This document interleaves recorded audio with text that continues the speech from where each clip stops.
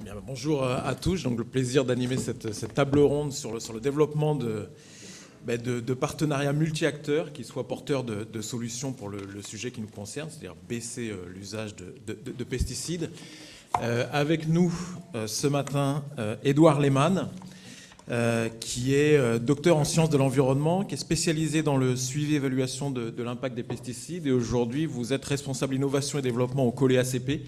C'est le comité de liaison Europe, Afrique, Caraïbes, Pacifique qui promeut les produits horticoles frais des pays ACP vers les marchés de l'Union européenne. Un comité qui regroupe des professionnels de l'import-export dans les filières fruits et légumes. Et j'imagine un des enjeux pour vous est d'appuyer notamment les entreprises ACP pour leur mise en conformité avec les réglementations européennes sur les pesticides. Alors également en ligne, je le vois avec nous, je crois depuis le Kazakhstan, Ashish Gupta.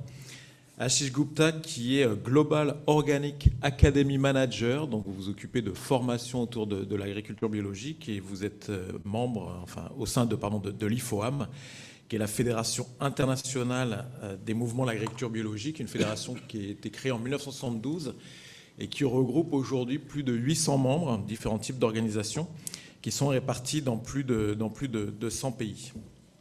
Donc un organisme, on l'a bien compris, qui plaide pour l'agriculture biologique. Avec nous présent Thomas Delbar du groupe Ecom, et vous êtes responsable du sourcing que vous gérez responsable pour l'entreprise Supremo, une entreprise d'import-export de café qui a été créée, je crois, en 89. À Bruges, donc en Belgique, et donc vous vous occupez de traçabilité dans les filières d'approvisionnement et aussi également d'accords avec des communautés d'agriculteurs, vous nous en parlerez, et vous êtes membre du projet Ecofi, donc ce projet qui vise à limiter l'utilisation de pesticides dans la filière café. Et puis en principe, mais alors là, je ne le vois pas à l'écran, également avec nous depuis Ouagadougou, je ne sais pas s'il est bien là, Hilaire Sanou. Il n'est pas encore connecté. Peut-être qu'il nous retrouvera, mais donc Hilaire Sanou qui doit être avec nous, qui est lui chargé de sécurité sanitaire des végétaux à la Commission de l'Union économique et monétaire ouest-africaine. Donc on espère qu'il nous rejoindra, vous me ferez signe dès qu'il sera avec nous. Donc avec nos intervenants, l'idée c'était un peu de revenir sur les grands enjeux qui ont été proposés hier dans la journée, hier après-midi, et puis de comprendre aussi leur propre expérience justement de coopération multi-acteurs, les leçons qu'ils en tirent pour l'action, et puis peut-être aussi voir avec vous quel pourrait être l'agenda demain d'une recherche pluriacteur. Alors peut-être pour revenir sur les enjeux qui ont été soulevés hier, je me permets un résumé très rapide, forcément un peu subjectif, de ce qu'on a évoqué pour ceux qui n'étaient pas là, et puis je crois qu'il y a certains des intervenants, peut-être Ashish Gupta qui ne nous a pas suivis, mais l'idée sera aussi que vous développiez vos propres enjeux, mais peut-être pour résumer très rapide, hier donc on a vraiment insisté, et puis ça a été rappelé encore ce matin, sur la nécessité d'une pluralité d'expertise autour de cette question, et donc qui implique notamment des dialogues disciplinaires, en particulier, Paul le rappelait, entre les sciences biologiques et les sciences humaines. On a vu que c'est un chemin qui a été qualifié de chaotique sur le temps long. On a eu l'exemple de la banane, par exemple. Monsieur Lowe nous a rappelé cette question que Nathalie vient de traiter sur cette problématique pas banale, effectivement, d'entreprises européennes qui produisent des éléments qui sont par ailleurs interdits en Europe et qui sont donc exportés dans d'autres régions du monde. Vous évoquiez aussi les produits en limite de péremption, voire carrément périmés, des produits de mauvaise qualité, éventuellement détournés de leur usage, qui posait la question de la régulation, dont on a eu un exemple en Tanzanie, autour de problèmes de stockage, de manipulation, qui notamment impliquent des enfants. Ensuite, on a eu beaucoup de... Alors, Alex Stewart nous a bien souligné l'idée qu'il fallait non seulement parler de baisse de quantité, mais aussi de baisse de toxicité. C'est-à-dire que ce n'est pas forcément parallèle. On peut diminuer les quantités de produits, mais pour autant, la toxicité ne diminue pas. Donc, un point important à retenir. François-Xavier Cotte nous a parlé de la nécessité d'explorer les modèles économiques, ce qui suppose d'englober toute la chaîne de valeur, de ne pas rester fixé à la seule exploitation. Et donc on a eu un très bon exemple avec la banane ce matin, c'est-à-dire que quand on s'intéresse tout d'un coup à toute la filière, on se rend compte qu'on a atteint peut-être éventuellement un point de rupture, ce qui pose évidemment un certain nombre de questions sur la viabilité de cette filière. Et puis ce qui est souvent rappelé, c'est le manque d'alternatives, soit qu'elles ne sont pas suffisamment efficaces, soit qu'elles ne sont pas accessibles. Et pourquoi? Ça nous a été bien expliqué par Philippe Barret en conclusion de la journée, ce fameux verrouillage socio-technique. Nous sommes dépendants d'un chemin d'innovation qu'on remonte peut-être au sortir de la Deuxième Guerre mondiale, la recherche du rendement devant toute autre considération et avec évidemment un paquet technologique, bon, vous savez tout ça très bien, des semences améliorées, de la mécanisation et évidemment l'usage de pesticides. Et cette galaxie socio-technique, elle implique des acteurs du commerce international, de la formation, de la recherche, du conseil agricole, évidemment des politiques publiques. Et donc déverrouiller le système socio-technique, ça suppose évidemment de sortir de la seule échelle de l'exploitation. Le problème n'est pas simplement sur l'adoption de nouvelles solutions techniques, et donc de s'intéresser et d'aborder tous ces acteurs qui sont autant de leviers d'action possibles, et donc avec qui réaliser des partenariats possibles, qui est donc le sujet qui nous motive aujourd'hui. Alors peut-être Édouard, par rapport à tous ces éléments d'enjeu qu'on a évoqués hier, et peut-être que vous en avez d'autres, des éléments qui vous paraîtraient importants à soulever avec nous ce midi. Merci beaucoup. Ouais, on m'entend bien. Merci beaucoup pour l'introduction. Alors oui, je vais essayer de résumer, parce que comme on a pu le voir, les discussions ont été riches entre ce matin et hier. Tout d'abord, déjà, la réflexion que je veux apporter aujourd'hui, c'est une réflexion, parce que c'est des pistes en fait, de réflexion qu'on a aujourd'hui. Elle concerne principalement l'expérience du COLE-ACP, c'est-à-dire dans notre zone d'opération, à savoir les pays d'Afrique, Caraïbes et Pacifique, et plus particulièrement avec les petites et moyennes entreprises. La réflexion serait un peu différente, par exemple, si on concerne une approche européenne dans laquelle on a peut-être l'accès plus facilité à la technologie. On a pu le voir aussi tout à l'heure, certaines agricultures subventionnées. On en a déjà parlé beaucoup hier. L'agriculture dans les milieux tropicaux permet à la fois un accès forcément à un revenu, mais également d'assurer la sécurité alimentaire. Donc toutes les problématiques liées à l'usage et à l'accès des produits de protection des plantes sont complexes. La première, déjà, qu'est-ce qu'on intègre dans pesticides? Est-ce qu'on se limite aux produits conventionnels ou est-ce qu'on intègre également les biopesticides à base, par exemple, de virus, de micro-organismes? C'est aussi une question, on l'a vu aussi au cours des différents débats, qui est multi-acteurs. On voit qu'il y a le privé, il y a le public, mais il y a aussi la recherche, avec aujourd'hui, malheureusement, des acteurs qui ont trop tendance à fonctionner en silo et pas forcément beaucoup échanger sur ces thématiques. Et c'est aussi une question multidimensionnelle. Si on prend par exemple le marché international, national ou même régional, la question finalement de l'utilisation des produits de protection des plantes et des politiques d'accès peut poser un certain nombre d'avantages déjà, l'accès à des produits de meilleure qualité, mais aussi un certain nombre de défis si certains paramètres ne sont pas bien maîtrisés. On peut voir, et on en a déjà discuté, des risques de différence de compétitivité entre différents produits. On a aussi la difficulté qui peut être l'accès au marché. Par exemple, si le producteur n'a plus à disposition les outils pour gérer une maladie ou un ravageur, par exemple un organisme de quarantaine, ou des effets encore plus pervers comme l'externalisation, c'est-à-dire quand dans une zone on n'est pas capable de produire finalement en quantité suffisante, on va peut-être aller chercher ailleurs avec des marchés qui ont des standards de qualité un peu moindres. Si on parle plus en détail de l'agriculture tropicale, je pense qu'on vient de le résumer, la difficulté pour les petites et moyennes entreprises, c'est l'accès aux alternatives aujourd'hui. Et ça, pour plusieurs raisons. Déjà, on est dans un marché qui est atomisé, beaucoup de petits producteurs, et donc difficile d'avoir une approche commune. Et il y a un manque aujourd'hui, je pense que c'est important de le souligner, de recherche. On a vu que certaines études qu'on cite, on a tous les mêmes, sont relativement anciennes. Aujourd'hui, il y a un manque de recherche et d'innovation dans ce domaine pour plusieurs raisons, puisque finalement, il y a un coût à cette recherche, surtout quand on est dans un marché atomisé. Il y a le coût, et ça c'est un problème, des solutions génériques par rapport à celles des nouvelles technologies. Et puis, il y a aussi le coût de la transition, on l'a déjà abordé, dans une agriculture qui n'est pas forcément subventionnée. Quand on peut avoir des bénéfices au bout de 2 à 3 ans, qui va porter finalement le coût de tout ça.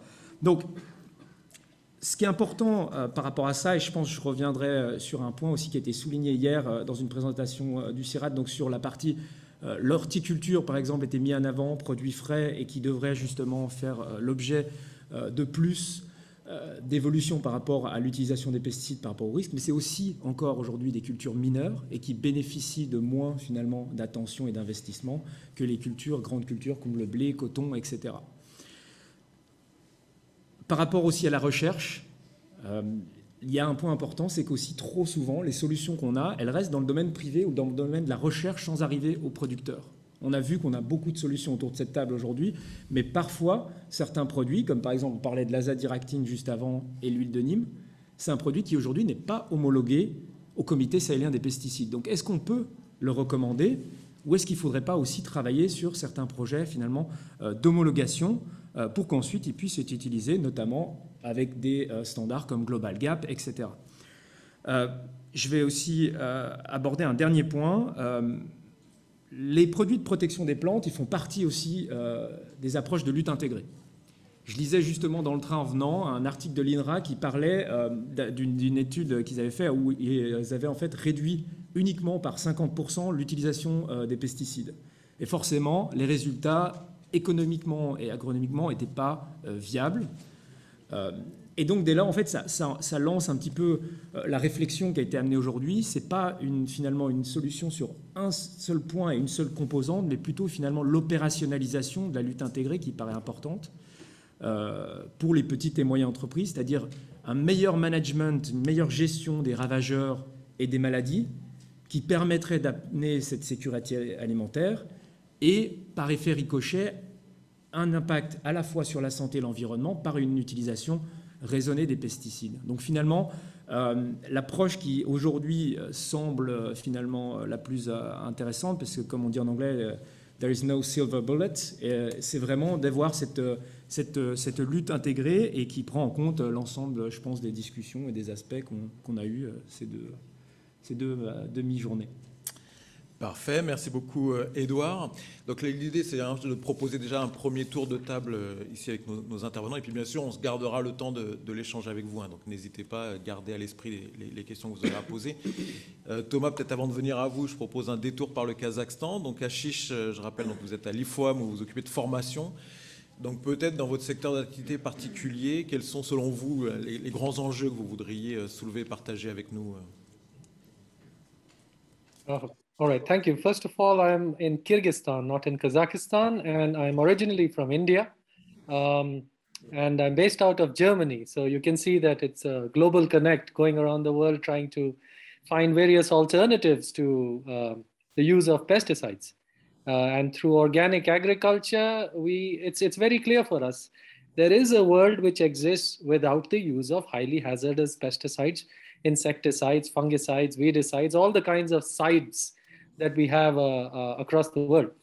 Even now, as early as yesterday in Kyrgyzstan, I found large number of village plots which still do not use any pesticides, and they have a wonderful array of fruits from traditional apricots to peaches to apples to animal husbandry going on pastures on the Altan Arashan mountains and so on and so forth. And these are just some examples which are present from across the world. They exist by default.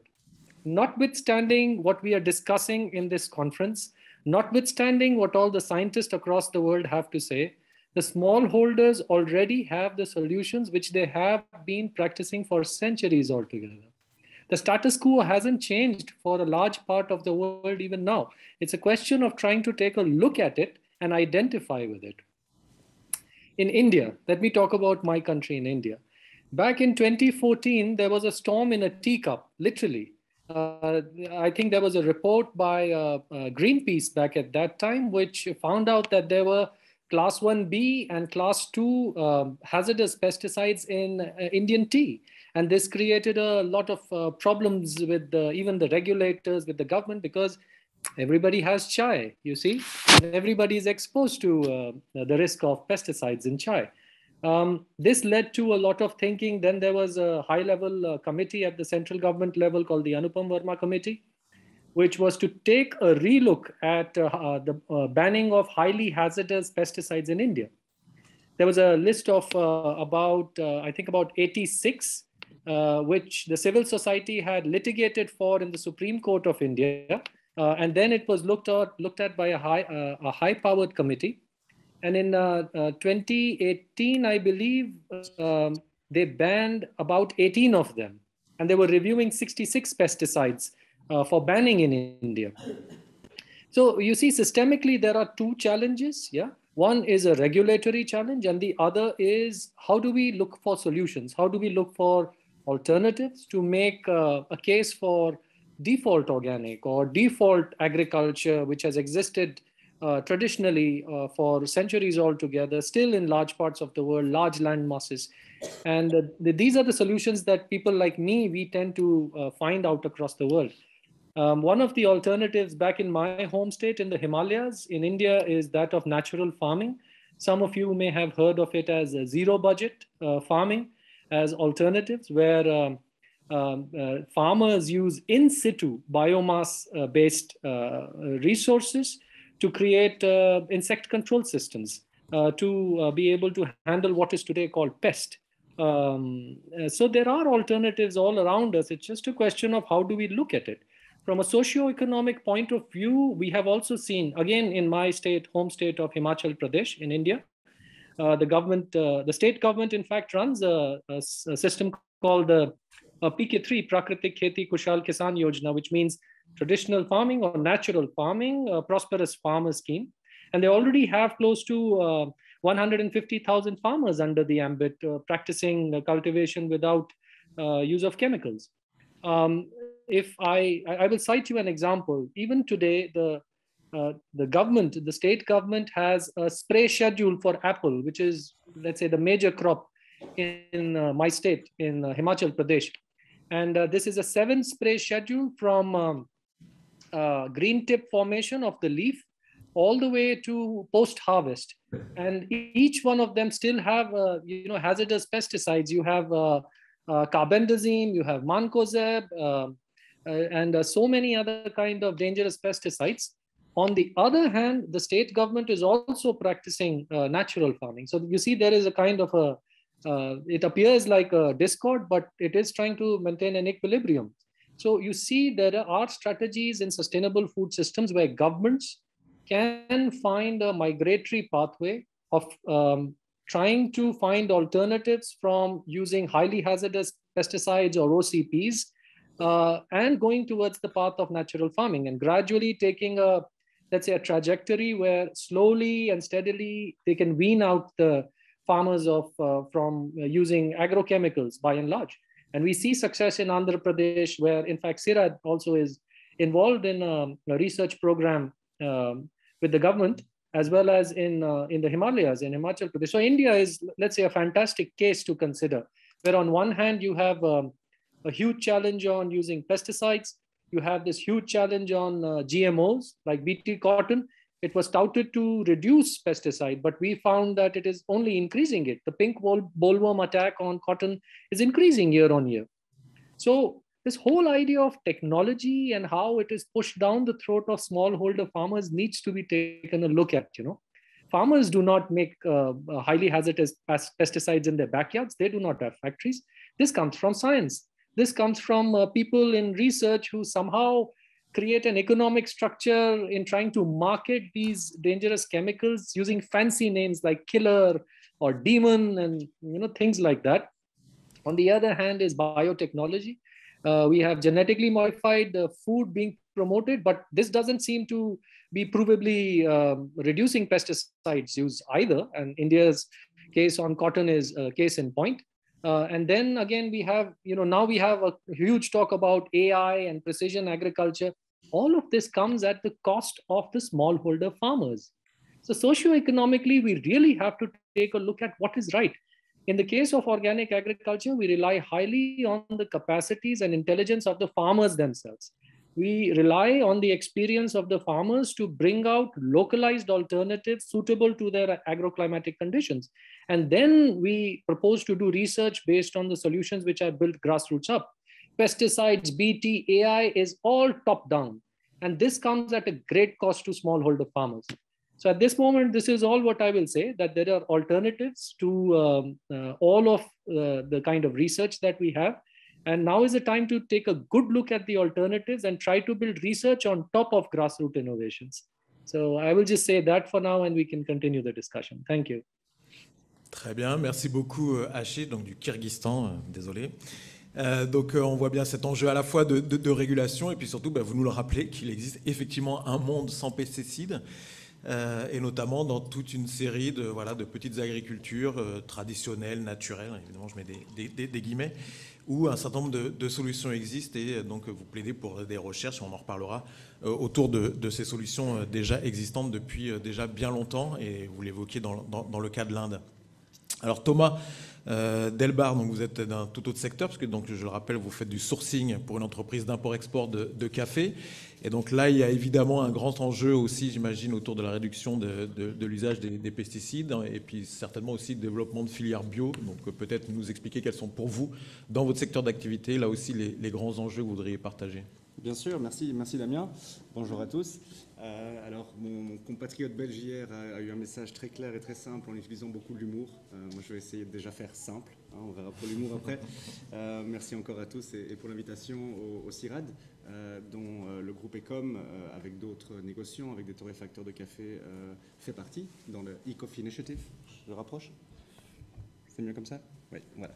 Donc je disais la e-Coffee Initiative, dont on fait partie depuis un peu plus d'1 an maintenant, et qui vise donc à éradiquer l'utilisation des pesticides dans la caféiculture. À travers le monde, c'est l'objectif à long terme. Au niveau du groupe Ecom, donc comme Damien le mentionnait, on est et exportateur et importateur, ça dépend des pays, donc on a des opérations d'export dans pratiquement tous les pays producteurs de café. Dans ces pays, on a également des programmes de soutien, de support aux caféiculteurs et aux caféicultrices, comme ça on évite une question pour tout à l'heure. Voilà, donc c'est gender inclusive systématiquement.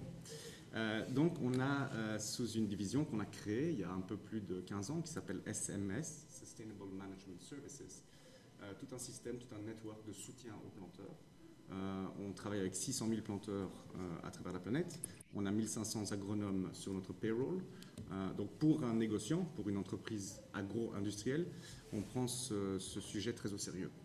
Le sujet du soutien à apporter aux planteurs. Pas seulement sur la thématique du café bio, hein, on y reviendra plus tard, mais sur toutes les thématiques qui peuvent impacter les planteurs, que ce soit le changement climatique, que ce soit l'inclusion des genres, de nouveau, etc., etc. Et comme l'a très bien dit Gupta, il y a certaines solutions qui viennent directement du planteur, les connaissances sont là. Il y a certaines solutions qui sont probablement faciles à aller prendre dans certaines zones du monde et à les répliquer ailleurs. Donc une des responsabilités qu'on se donne à nous-mêmes via cette division de Sustainable Management Services, c'est en effet d'aller pouvoir trouver des solutions locales ou locales. Donc locales qui peuvent être appliquées à un niveau global, ou bien locales qui fonctionnent très bien là où elles sont. Et là, on se met à table avec les planteurs, les caféiculteurs, pour trouver des solutions avec eux et mettre en place ces solutions, etc. Ça peut notamment aller à de l'accès à la finance, ça peut aller à, dans certains cas, la petite, pas motorisation, le mot a été utilisé tout à l'heure, mécanisation, voilà, merci. Donc voilà pour ce qui est de l'aspect directement relié aux planteurs, donc c'est quand même quelque chose qu'on prend très très au sérieux. On n'est pas les seuls, évidemment, hein, il y a pas mal de maisons de négoce de café qui se sont lancées dans cette façon de faire, cette façon de penser. Et on ne fait pas ça spécialement dans un but pécunier, on fait ça dans un but de s'assurer que les filières survivent, persistent, continuent d'exister et que les planteurs soient intéressés à rester dans la caféiculture ou la cacaoculture aussi parce qu'on couvre les deux. Au-delà de ce que fait le groupe Ecom via cette division SMS, j'ai envie de dire un peu de notre côté, même si c'est tellement grand en soi. Une des choses qu'on fait notamment avec SMS, c'est le IPM, Integrated Pest Management, donc un plan de gestion des parasites intégrés. C'est-à-dire que, pour être très relatif maintenant au sujet qui nous concerne, hein, les pesticides, l'approche ici, la vision, c'est que il est parfois trop tard lorsqu'on remarque la présence des pesticides pour intervenir. Et l'intervention, de facto, devient une intervention très chimique, très nocive. Le parasite est là, il faut y faire quelque chose. Il faut pour ça utiliser un pesticide qui est nocif, on l'a vu hier, on l'a vu encore ce matin, sur l'environnement, sur l'être humain, sur les non-targets. avec ce IPM, nous, on essaie plutôt de promouvoir une anticipation, une prévention, une approche préventive qui va combiner plusieurs aspects, qui va combiner notamment la gestion des sols, qui va combiner avec la gestion des sols tout ce qui est taille, rotation des espèces, le désherbage, donc tout ce qui est un peu aussi agriculture un peu plus traditionnelle. Et on va, en conjonction avec ça, aider les planteurs à accéder à du financement pour installer des pièges très spécifiques au coffee berry borer, qui est un insecte qui s'attaque réellement à la cerise du caféier. Ces pièges ont été développés par le CIRAD, ils s'appellent des pièges BROCAP, et sont conçus pour attirer le plus possible de ces coffee berry borers dans les pièges.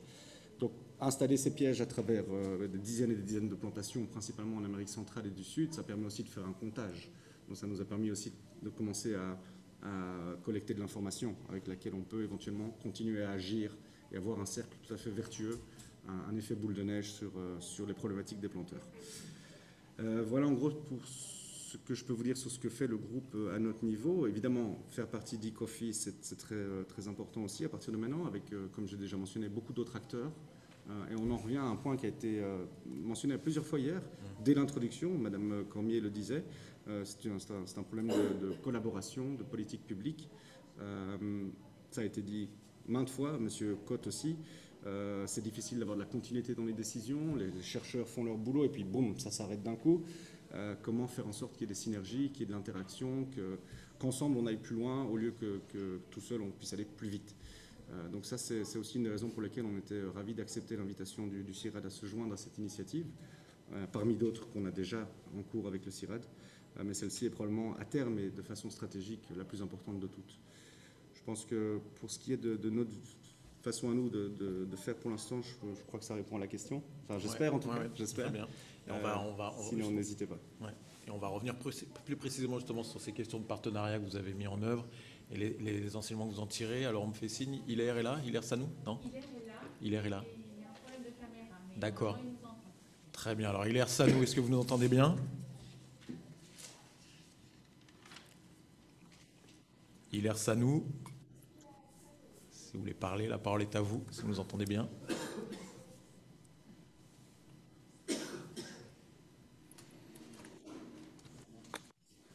Non, visiblement. Alors, est-ce que c'est un problème de micro, pas ouvert ou... Je ne sais pas si vous avez la main sur son micro. Monsieur Sanou, vous nous entendez?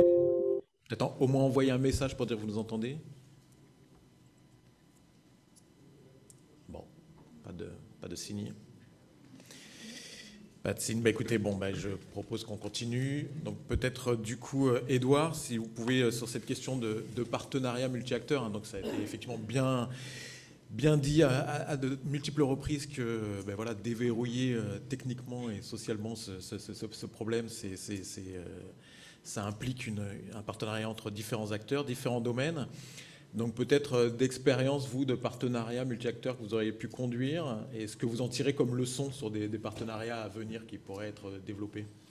Oui, alors merci. C'est effectivement ce qui a été un peu ramené autour des discussions, puis je pense autour de cette table ronde, le partenariat entre les différents acteurs, puisque des solutions, elles existent, mais maintenant, finalement, c'est comment on va les mettre en place et les partager. On a aussi vu, on a parlé aujourd'hui à plusieurs reprises qu'il y avait cette agriculture peut-être plutôt conventionnelle et qu'il fallait peut-être revenir à une agriculture plus traditionnelle qu'on avait avant. Et en fait, c'est un peu une approche de désapprentissage ou de retour ou d'évolution et qui demande quand même une transition assez forte pour certains acteurs.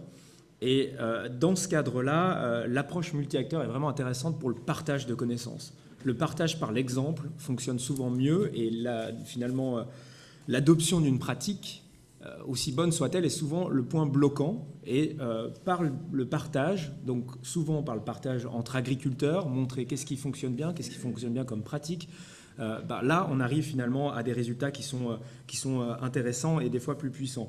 La difficulté dans la mise en place de partenariats multi-acteurs, c'est comment on s'intègre dans l'écosystème existant aujourd'hui.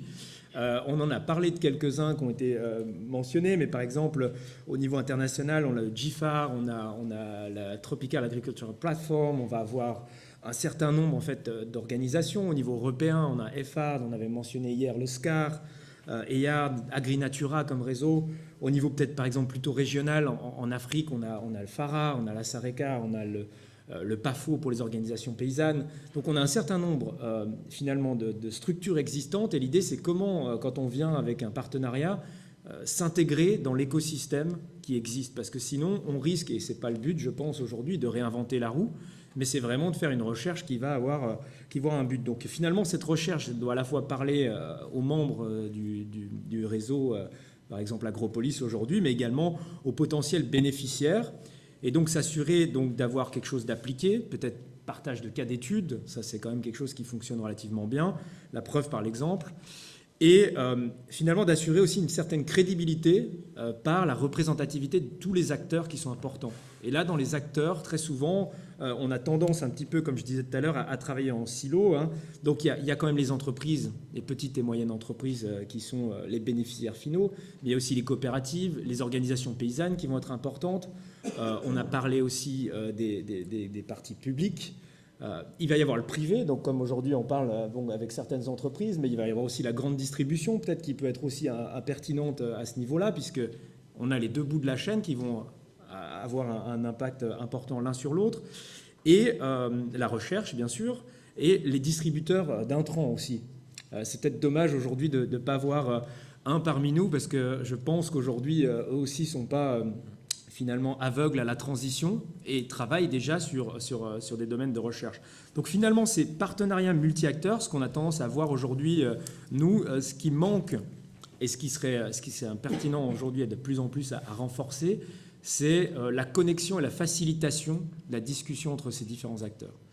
Il y a souvent trois lacunes qu'on met en évidence. C'est la compréhension, on va dire, la lacune institutionnelle, c'est-à-dire des groupements avec on va dire un passif ou des fonctionnements ou une institutionnalisation un peu différente qui ont du mal à se parler entre eux. La difficulté, le biais d'accès à l'information, peut-être beaucoup d'informations dans la recherche ou beaucoup d'informations dans le privé, mais pas d'informations sur le terrain. Donc comment on fait le lien via ces partenariats multi-acteurs pour que finalement l'information arrive sur le terrain. Et puis un troisième lien qui est la gestion de l'information. Une fois que je l'ai, comment je vais en faire un impact et comment je le mets en application. Et ça, finalement, les plateformes multi-acteurs peuvent être un outil. Si je prends juste un exemple, par exemple, en ce moment, nous, on a mis en place des sortes de séminaires de partage d'informations d'entreprises avec la PAFO en Afrique. Et l'objectif est simplement de venir commencer par partager des expériences pour essayer finalement que, tiens, ça, ce que tu fais paraît très intéressant, est-ce que moi, je ne peux pas le répliquer? Donc, voilà, le partenariat multi-acteurs pour essayer de favoriser l'adoption, on va dire, concrète de ces mesures sur le terrain. Voilà. Excellent, excellent. Merci Edouard. Alors je vois que Hilaire Sanou nous a rejoint. Alors est-ce que vous nous entendez bien, Hilaire? Oui, bonjour. Parfait, merci beaucoup. Donc, je vous entends. Très bien. Et on vous entend très bien aussi. Donc peut-être revenir sur la question qui était posée précédemment. Je ne sais pas si vous avez entendu depuis le début de la table ronde, mais l'idée c'était un peu d'avoir, alors donc je rappelle que vous êtes à l'UEMOA, l'Union économique et monétaire ouest-africaine, donc plutôt en position, on va dire, d'un acteur de politique publique. Quels sont selon vous les grands enjeux à partager autour de cette question de la réduction des pesticides et peut-être des exemples précis dans votre région d'actions concrètes en la matière? Okay. Merci beaucoup. Donc, d'abord, je voudrais remercier les organisateurs pour nous avoir associés à cet important atelier. Et depuis hier, vraiment, je remercie les présentateurs qui nous ont édifiés avec les informations qui ont été partagées. Déjà, la question relative aux enjeux économiques, sanitaires et environnementaux des pesticides nous interpelle. Parce que, comme vous le savez, la commission de l'UEMOA, en tant qu'institution économique, vraiment est concernée par ces questions-là. Et déjà, en termes de réglementation, donc, nous avons des réglementations au niveau régional qui essaient d'encadrer la gestion des pesticides. Et je dois préciser que dans notre espace, selon les statistiques qui ont été fournies par la FAO, nous avons une explosion de l'utilisation des pesticides dans notre espace. Donc, à titre d'exemple, entre 2005 à 2015, nous avons une augmentation de 260% pratiquement. Donc, ce qui veut dire aussi, avec l'intensification de l'utilisation des pesticides, nous avons les enjeux sanitaires et environnementaux qui sont aussi intensifiés. Donc, pour moi, les vraies questions qu'il faut poser par rapport à la réduction des pesticides, déjà au niveau de la commission, comme vous connaissez, les missions, c'est d'impulser un peu, de coordonner les politiques économiques.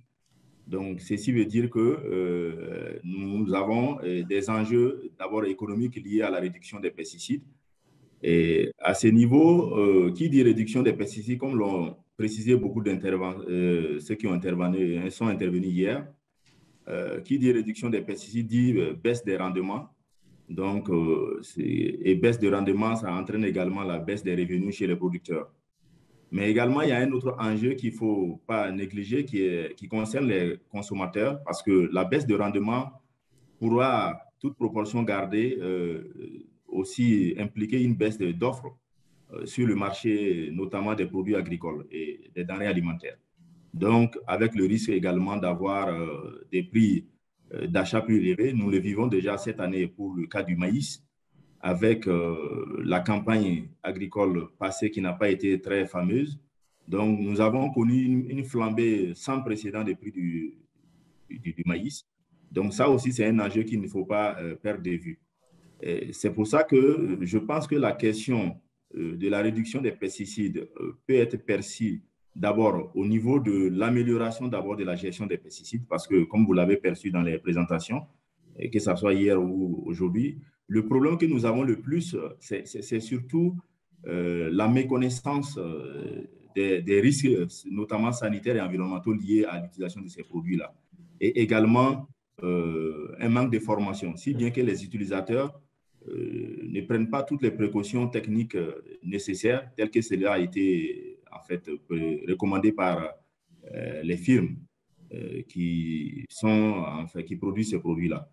Donc, et un autre enjeu qu'il faudra aussi voir, c'est comme l'a précisé les présentations d'hier, c'est notamment la forte pression parasitaire qu'il ne faut pas négliger. Donc, dans notre espace, nous avons le plus souvent, continuellement, une pression parasitaire qui ne fait qu'augmenter.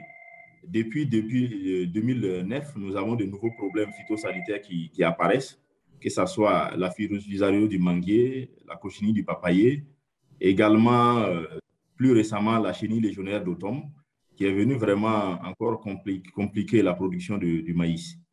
Alors, donc l'autre défi, c'est vraiment au niveau de la recherche, au regard de toute cette pression parasitaire que je viens d'évoquer. Il faudra très rapidement produire ou diffuser des connaissances, renforcer des capacités vraiment sur les alternatives qui viendront à être identifiées pour permettre de prendre en charge cette pression parasitaire très rapidement. Donc, de mon point de vue, je dirais que les sujets vraiment de fond qu'il faudra aborder, c'est d'abord un problème de sensibilisation, de communication sur les enjeux sanitaires et environnementaux liés à l'utilisation des pesticides. Parce que les politiques publiques, le plus souvent, les décideurs ne sont pas forcément au parfum de la réalité liée à l'utilisation de ces pesticides-là. De mon point de vue, si on arrive vraiment à intensifier la sensibilisation et la communication sur les enjeux sanitaires et environnementaux, je crois que de plus en plus, les décideurs politiques pourraient être interpellés et amenés à mettre plus de moyens en fait, à la disposition des services qui sont chargés donc, de la gestion des pesticides. Il y a un intervenant qui parlait du comité sahélien des pesticides qui semble-t-il, selon la compréhension de certains acteurs nationaux, leur a enlevé les moyens. J'ai dit non, parce que le comité sahélien des pesticides, c'est un organe qui a comme mandat d'homologuer les produits, les pesticides. Mais il n'a pas de mandat sur la gestion post-homologation. Ce mandat de gestion post-homologation revient au pays. à travers les comités nationaux de gestion des pesticides qui doivent prendre le relais une fois que le produit est homologué et suivre sur le terrain en matière de toxicovigilance pour vraiment revenir avec des informations si tant est qu'il y a des informations qui ont échappé en fait aux techniciens qui ont homologué ces produits-là. Donc, mais la réalité est que ces structures-là, les comités nationaux de gestion des pesticides, qui sont des comités, en fait, des structures pluridisciplinaires qui concernent plusieurs ministères, n'ont pas de moyens conséquents à la hauteur, je serais tenté de dire, de leur mission. Donc sur ce point-là, il y a aussi un enjeu lié à la mobilisation des ressources pour pouvoir arriver donc à contribuer à la réduction d'abord des risques liés aux pesticides. Ça pourra peut-être passer par une meilleure maîtrise vraiment technique des utilisateurs et également ces moyens peuvent également être mis à contribution pour permettre le développement des alternatives. Déjà, je peux dire qu'il y a des initiatives qui existent. Et comme vous le savez, un des domaines où on utilise le plus les pesticides dans notre espace, c'est contre le criquet pèlerin. Et depuis la crise de 2003-2005, nous avons sous la main des pesticides, des stocks de pesticides qui sont devenus obsolètes et qu'on a du mal à éliminer. Donc, si ne serait que ce volet-là, on parle de millions de litres de pesticides qui ont été stockés dans le cadre de cette lutte. Et si on avait des moyens alternatifs, notamment comme le cas de l'utilisation du météorhizium, qui a montré une certaine efficacité, peut-être si on arrivait à améliorer l'effet de ce météorhizium-là dans la lutte contre le criquet pèlerin, ça peut beaucoup nous aider. Il y a également un autre cas qui concerne la mineuse de l'épi de mil au Niger, où il y a eu des tentatives d'utilisation en fait, d'un hyménoptère abrobracon qui a montré une certaine efficacité. Mais le problème est que cet insecte-là auxiliaire, il faut le produire. Et donc, il faut encadrer donc, les paysans pour qu'ils puissent produire, si possible, eux-mêmes cet auxiliaire et mettre à contribution dans la lutte phytosanitaire. Donc, de mon point de vue, il y a un problème vraiment de communication, de sensibilisation du décideur politique qu'il faudra prendre en charge et également un problème de renforcement des capacités des acteurs sur toute la chaîne par rapport donc à cette question de réduction des pesticides et naturellement la mobilisation des ressources. Voilà un peu pour à cet instant ce que j'avais à ajouter. Merci. Entendu, merci beaucoup. Et ça dresse déjà quelques éléments de pistes pour la recherche, qui est aussi la dernière question qu'on voudrait vous poser. Peut-être Ashish Gupta, revenir sur ces partenariats multi-acteurs. Est-ce que vous, justement, en matière de formation au sein de l'IFOAM, vous développez ce type de partenariat avec d'autres acteurs pour former les agriculteurs? Est-ce que vous avez des expériences à nous partager, des enseignements éventuels, et puis aussi voilà, sur la question d'un éventuel agenda de recherche sur cette question, quels seraient pour vous les points essentiels sur lesquels focaliser?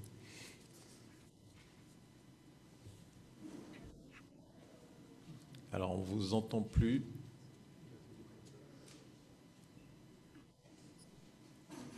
You need to unmute yourself. Peut-être qu'il ne peut pas le faire. Je ne sais pas si quelqu'un a la main pour le démuter. S'il y a quelqu'un qui gère le Zoom. Voilà. Yes, can you hear me now? Yeah. Okay, thank you. Yes, back in action. Thank you.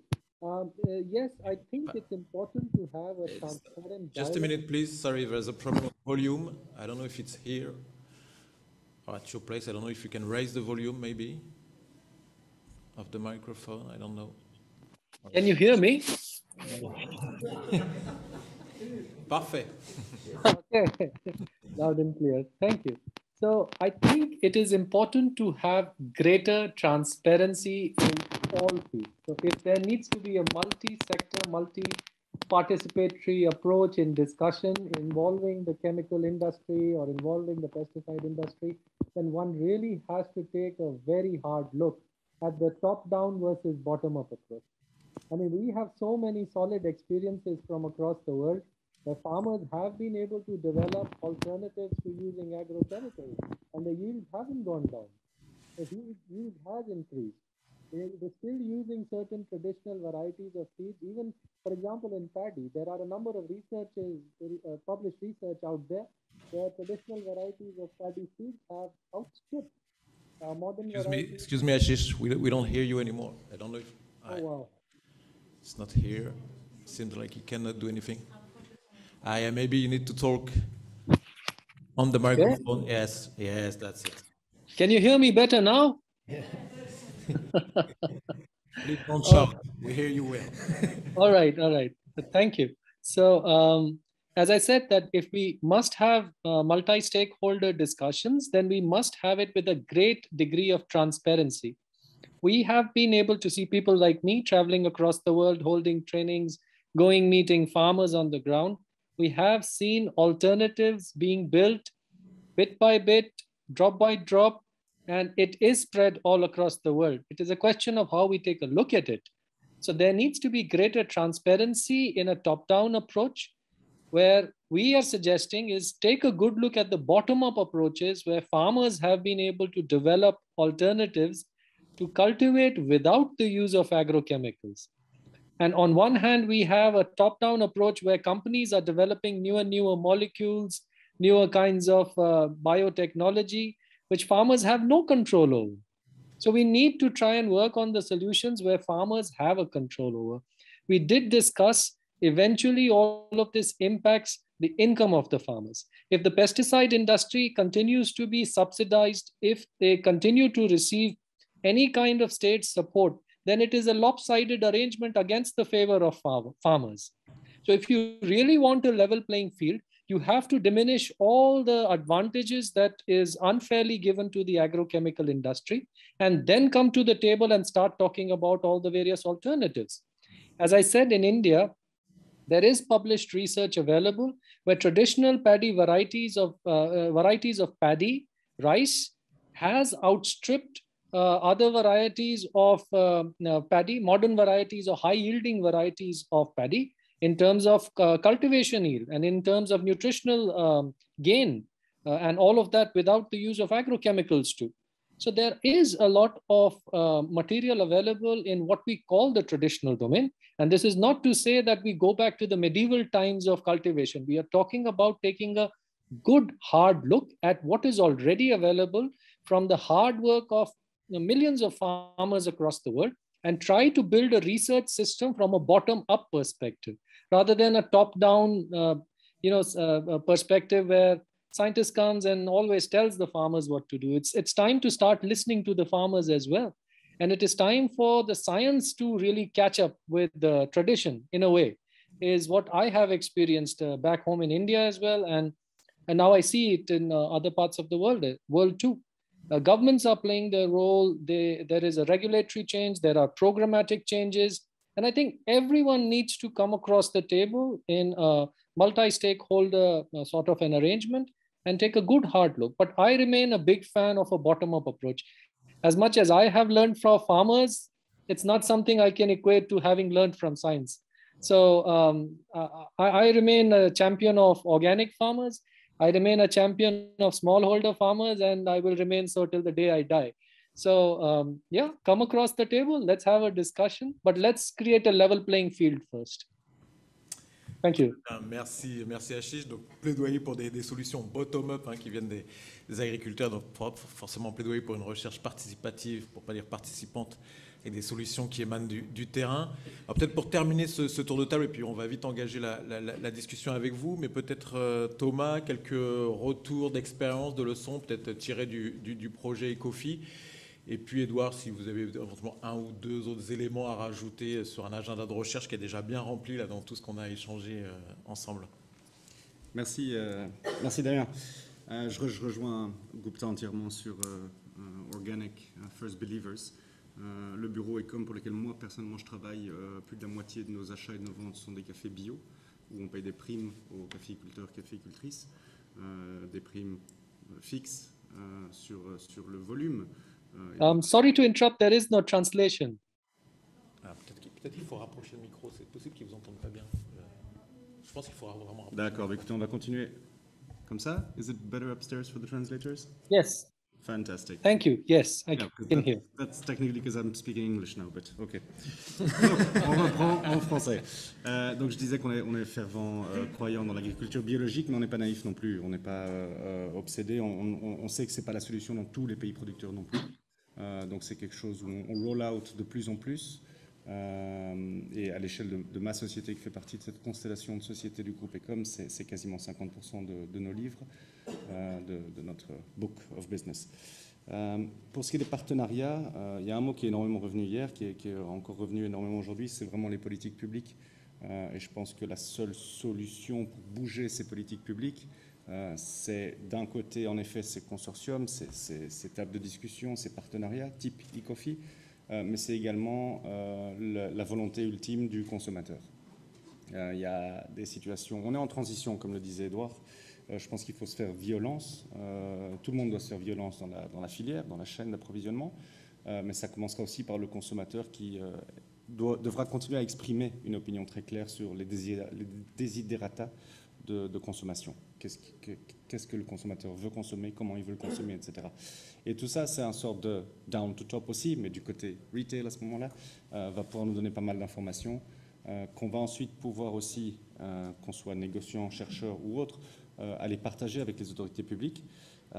Et pour faire un lien avec ce que disait Hilaire sur le comité de gestion des pesticides, les comités nationaux de gestion des pesticides, tout ça est décidé à échelle nationale, c'est très simple. Si un maximum residue level venait à changer en Europe à cause des desiderata des consommateurs ou à cause de choses alarmantes sur notamment les effets cancérigènes, eh bien c'est très simple. L'Union européenne s'adresserait aux plus gros pays fournisseurs de denrées à l'Europe, donc pays tropicaux la plupart du temps, et lobbyerait ces gouvernements pour avoir un impact directement sur le type de pesticides autorisés, etc., etc. Donc à terme, c'est probablement ce qui va se passer. Mais là-dessus, je tiens quand même, d'un point de vue de négociant, à alerter sur des différences entre les continents, au niveau consommateur, au niveau import et au niveau régulation. Parce qu'on parle de multi-stakeholder et on est très focus sur Europe, tropique, Europe. On a tendance à oublier les États-Unis et l'Asie également. Et simplement un petit commentaire que sur notamment le glyphosate, le niveau, le MRL, Maximum Residue Level, donc le niveau de tolérance de glyphosate dans un échantillon d'1 kilo de café est 10 fois plus élevé aux États-Unis. Donc la tolérance est 10 fois plus tolérante aux États-Unis qu'en Europe. Et bien, au final, on se retrouve depuis 2 ans, nous, avec le Pérou notamment, avec des chaînes d'approvisionnement qui ne veulent plus trop nous vendre du café. C'est beaucoup plus simple d'aller le vendre aux Américains, même si c'est 2 à 3 centimes la livre moins cher que ce que paieraient les Européens. Ça part aux États-Unis parce qu'ils savent qu'ils n'ont pas le risque de rejection d'échantillons, voire même de rejection du conteneur à l'arrivée en Europe. Donc ça, c'est quand même un constat alarmant, c'est se dire oui, on vote des lois très fortes, on protège le consommateur, l'Union européenne fait ça très bien. C'est Xavier Koumoul qui l'a dit hier notamment. Le framework est très positif pour la santé du consommateur et nous changeons certainement pas ça à cause des Américains, hein. Ce serait la moindre des choses quand même. Mais il y a cette réalité qui fait que si on veut continuer à boire du café bio, je parle spécialement du café bio ici, il va falloir combattre avec un adversaire, hein, en termes de marché, c'est un adversaire qui prend du volume auquel nous on n'a pas accès, qui est beaucoup plus facile, tolérant, et voilà. Okay, donc ça c'est une première réalité. Pour reparler de stakeholders maintenant internationaux, à un moment donné, il faudra, à l'échelle globale, amener les Américains à table aussi, qu'ils le veuillent ou non, donc se faire violence sur ça aussi. Et puis il y a les Asiatiques qui découvrent de plus en plus le café, qui en consomment de plus en plus, qui en produisent de plus en plus aussi eux-mêmes, qui il y a 20 ans n'en buvaient pas, et qui ont des booms économiques assez impressionnants, et qui peuvent se permettre de payer des cafés 2 fois le prix que paierait un Européen. Dans ce sens-là, certaines filières, certaines communautés, certaines coopératives, pas spécialement qu'au Pérou, mais un peu partout, ont tendance plutôt à aller vendre leur café aux Asiatiques qu'aux Européens ou qu'aux Américains, parce que les primes sont tout simplement meilleures. Et là, on en revient au pouvoir d'achat du consommateur final et au desiderata et à ce que le consommateur est prêt à faire. Est-ce que le consommateur est prêt à payer X% plus cher sa tasse de café si on lui garantit qu'il est bio, oui ou non? À terme, on verra bien, mais ça va devoir passer par se faire violence à ce niveau-là aussi. Malheureusement, pour les Européens, ça va tomber à un moment donné où il y a une certaine crise économique aussi. Le Covid est passé par là, les revenus sont moindres, les gens font attention à comment ils utilisent leur argent. et en même temps, ils veulent consommer sain. Ça s'entend très bien, mais il va falloir trouver des solutions sur comment on peut accéder à ce volume de café estampillé bio. Je dis estampillé expressément, parce qu'il n'est pas toujours vraiment bio, ça c'est une autre histoire. Mais voilà, donc food for thought, comme on dit en anglais. Mais pour revenir sur tout ce qui est stakeholder, c'est très très bien qu'on discute pour l'instant entre l'Union européenne et les tropiques et que le dialogue soit dans les deux sens. Mais à un moment donné, il faudra aussi inclure les autres continents consommateurs et producteurs. Merci. Alors, juste 2 derniers mots, Édouard, et puis on ouvre la discussion avec vous. Oui, alors je vais faire court. Je ne vais pas relancer le débat justement par rapport à la partie, on va dire, plutôt marché. Maintenant, je vais plutôt, pour rebondir là-dessus, en fait, et puis s'adresser peut-être plutôt à la recherche. Hein. Ce qui est important, comme on l'a pu le mettre en avant, c'est le côté, effectivement, évaluer la possibilité d'accès au marché des produits et des nouvelles technologies, et surtout d'assurer leur fiabilité. Hein. Très souvent, on parle avec des entreprises qui disent, tous les jours, quelqu'un vient me proposer une solution miracle. Maintenant, quel est mon pouvoir de décider si une marche mieux que l'autre? Donc, ce qui serait important au niveau de la recherche, c'est de s'assurer déjà qu'on a un test, une validation scientifique des techniques et des approches en fait, qui sont proposées, un renforcement des capacités à faire de la recherche également. Très souvent, la recherche qui est produite manque un peu de qualité, manque un peu finalement dans le rapportage et dans l'analyse de la donnée. Il y a un renforcement intéressant qui peut être fait au niveau des universités et de la jeunesse, le développement d'indicateurs pour le marché et aussi pour la recherche qui soient adaptés, et développer des approches de la recherche qui sont plus basées aussi que sur les approches chimiques, parce qu'aujourd'hui, on a trop tendance encore à faire de la recherche, faire de l'homologation de produits bio avec des méthodes qui sont adaptées aux produits chimiques, alors qu'on parle de micro-organismes ou d'autres choses. Donc, l'intérêt vraiment d'avoir une approche de validation de la part de la recherche, de transposition dans différents environnements, par exemple des méthodes IPM, et d'assurer la fiabilité. Est-ce que ça va permettre réellement au producteur à la fin de vendre peut-être son café sur le marché européen parce qu'il aura pu gérer tel ou tel ravageur et ne pas risquer finalement un rejet de sa marchandise. Donc il y a tous ces points-là qui sont fortement importants. Et la partie aussi, moi j'insiste sur des projets qu'on porte notamment sur l'homologation locale, puisque si par exemple dans le café bio aujourd'hui on veut utiliser un produit, il faudra qu'il soit homologué localement par le CSP, par exemple, puisque sinon, normalement, en théorie, on n'a pas le droit de l'utiliser pour l'exportation. Et un dernier point, digitalisation de l'agriculture. Je pense que c'est important quand même, pas uniquement la digitalisation pour l'agriculture de précision, mais on a parlé aujourd'hui, on n'a pas beaucoup de données à disposition, et donc rien que l'ensemble des données acquises à la parcelle sont hyper importantes, et aujourd'hui, on n'arrive pas à les mobiliser pour faire de la recherche, pour le marché, etc. Et ça, c'est vraiment... l'accès à la donnée va être vraiment importante dans le futur. Voilà. Énorme enjeu, effectivement. Alors, est-ce qu'il y a des questions, j'imagine, brûlantes pour tous nos intervenants?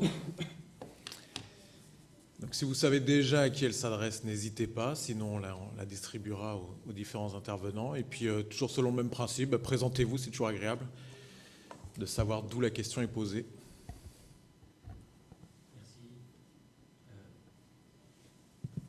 Allô ?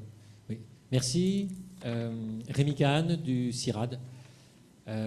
J'ai une question donc plutôt à notre collègue africain. Il est mentionné essentiellement des aspects rendement et pas de la rentabilité.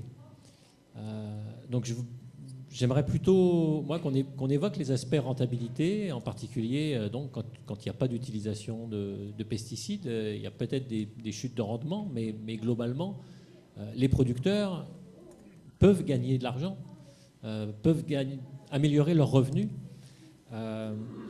D'autre part, il y a aussi des gains qui sont à travers des services, les services écosystémiques, alors qui ne sont pas à l'heure actuelle chiffrés, mais comment est-ce qu'on justement on pourrait les chiffrer de façon à ce que ces pertes de rendement, qui sont plus ou moins théoriques d'ailleurs, puissent être remplacées par une meilleure rentabilité à la fois économique ou financière, mais aussi environnementale.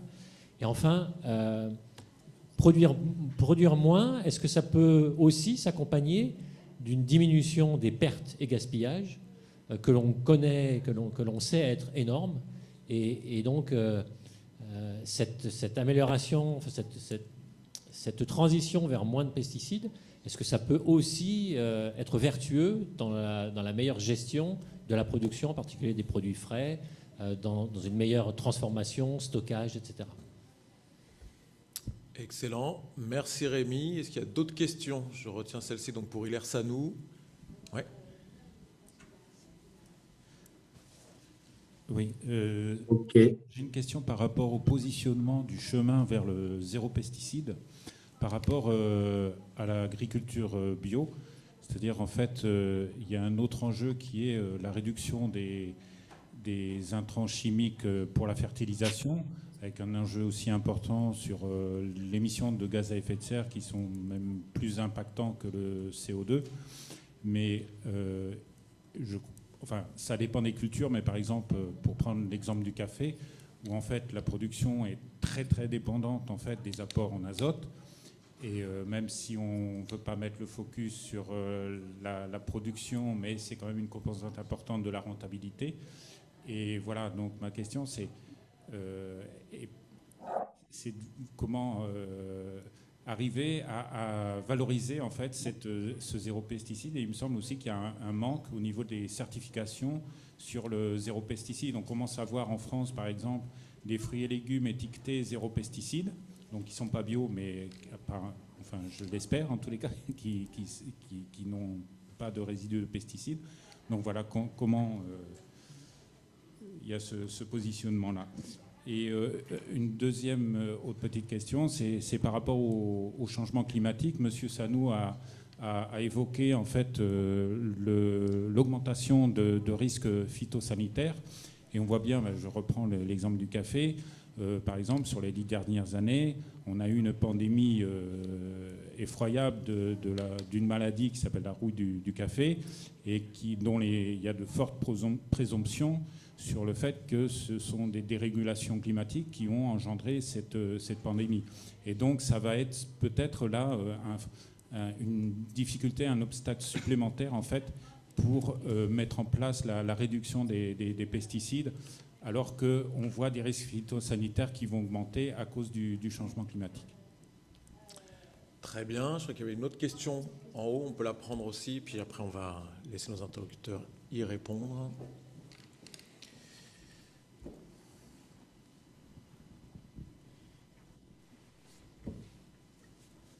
Good morning. I'm hoping that the people online are still there.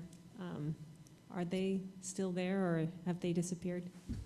No, they're there. I am still here.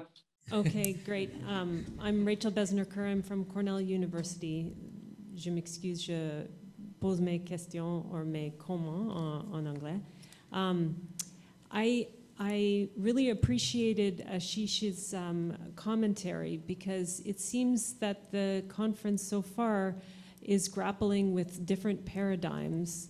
And one paradigm is really still focused somewhat on productivity and not the kind of holistic approach to the food system that I think will be required in order to really reduce pesticide use.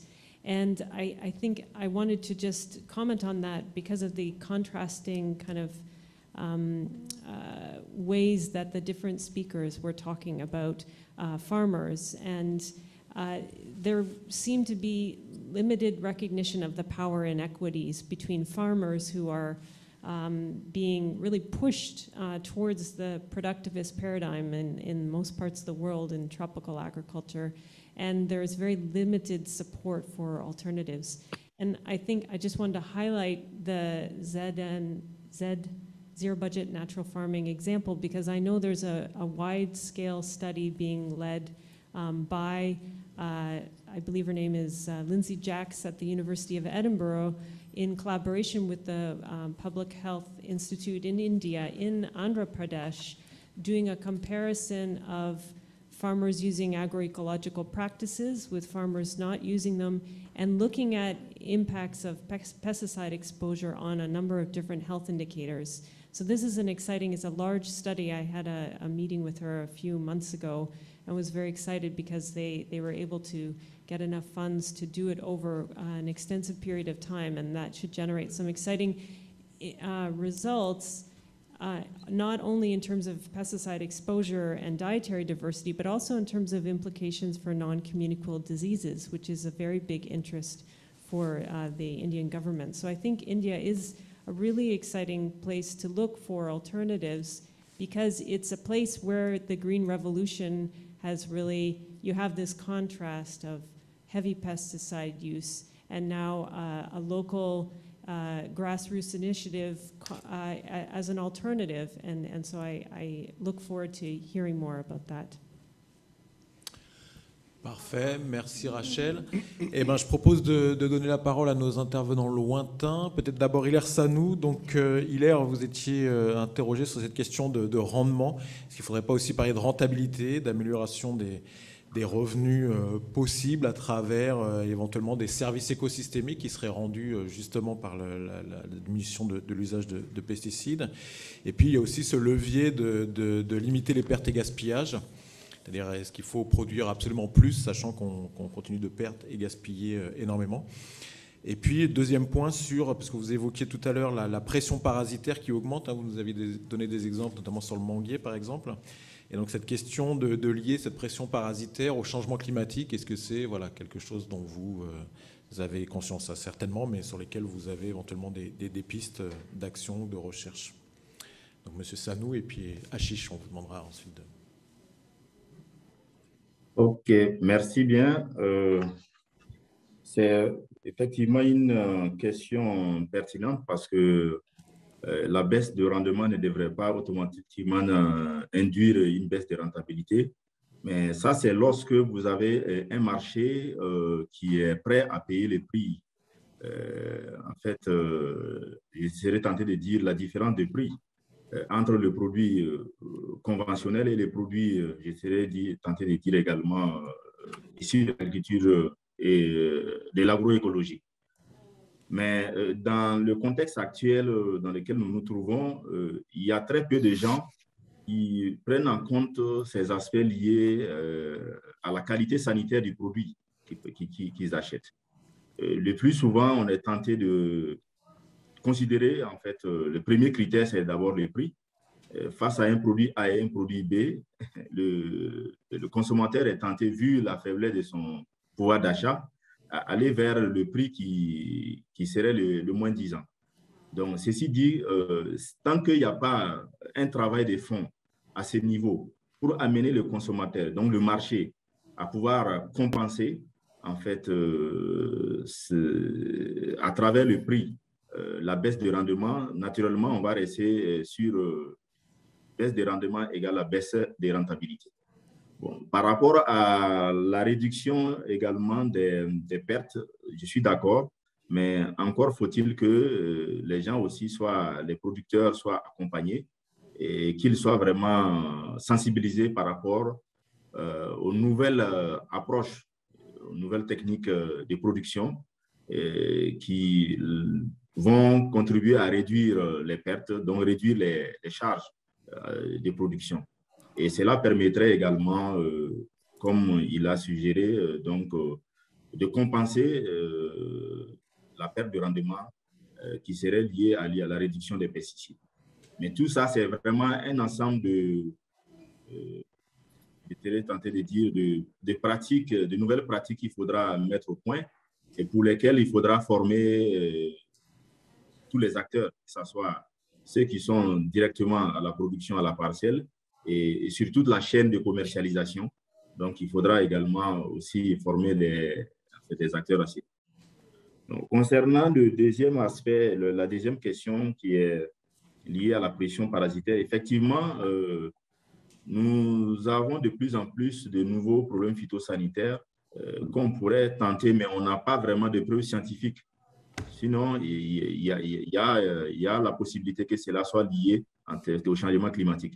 De plus en plus, nous assistons à un décalage des saisons pluvieuses et même à une répartition assez inégale, que ce soit dans le temps ou dans l'espace, de la pluviométrie. Donc, et cela pourrait créer d'autres conditions qui peuvent favoriser l'émergence de certains problèmes phytosanitaires qui passaient jusqu'à ces moments inaperçus. Mais nous n'avons pas vraiment de preuves scientifiques pour confirmer, mais très probablement cela pourrait être lié à ça. Donc, voilà un peu ce que j'avais comme élément de réponse par rapport aux questions. Merci. Très bien, parfait, merci beaucoup. Édouard et Thomas, je vous laisse réfléchir éventuellement à faire votre marché dans les questions, à une réponse, une idée avec laquelle on partira déjeuner. En attendant, Ashish Gupta, donc, vous êtes interpellé sur cette question de comment mieux valoriser le zéro pesticide. Et puis donc Rachel qui est curieuse de mieux comprendre cette situation un peu ambivalente en Inde où d'un côté il y a une forte pression des entreprises phytosanitaires, il y a cette historique de la révolution verte et en même temps toujours un tissu agricole, familial très, très dense avec des solutions techniques intéressantes. Yes, thank you. Firstly, can everyone hear me? Yes. Ah, okay, good, thank you. You know, one of my jobs as the lead trainer at the Global Organic Academy is not to find answers, but to help people get to ask the right questions. And even now, I think I'm moderately successful because we are asking the right questions. So it's very interesting to look at all of the observations from a food systems perspective, as Rachel has just shared. And this is precisely what I do nowadays. I speak about the idea of sustainable food systems and a training of all stakeholders. So not just people who are practicing organic farming, but also those who are using agrochemicals, but wish to figure out how to get rid of them and look for alternatives. So I have a very easy solution or a trick, let's say a magician's trick. Yeah. Every time I have to think of a solution for a farmer, yeah, a top-down approach, be it technology, be it use of any kind of ex situ inputs, I ask myself a question. Is this solution going to reduce the input cost of the farmer or is it going to increase it? If the solution is going to increase the input cost of farmer, please do not bring it to the market. It's a very simple way. Smallholders are dying in India because of suicide, because the input market is just not in their control, and the forward linkage output market, the prices are not in their control. So we have to take a look at this from a wholesome food systems perspective. And in terms of what the gentleman before me from Africa had said, yes, indeed, we are talking about the true price. We've started using the terms called true cost accounting or true price discovery, where we are not saying that the price needs to be high or it needs to be low. We're saying it has to be true. It has to be right. As a good friend of mine from FAO, Anne-Sophie Poiseau, she says there is no such thing as cheap food. If you think food is cheap, someone else is paying the price for it. And more often than not, it is the farmers who are paying the price for this with their lives even, you know, committing suicides and all. So cost determination needs to be taken a look at.